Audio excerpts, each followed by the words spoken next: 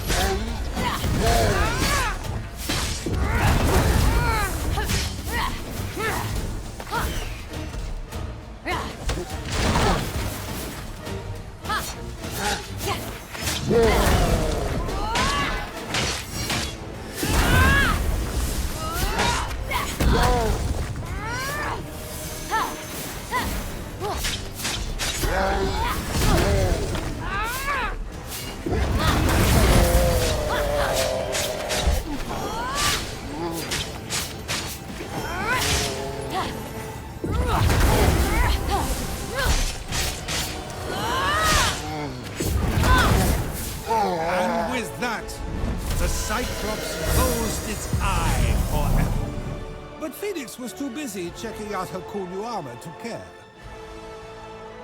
The end. Immortals Fenyx Rising release date is December 3rd, 2020.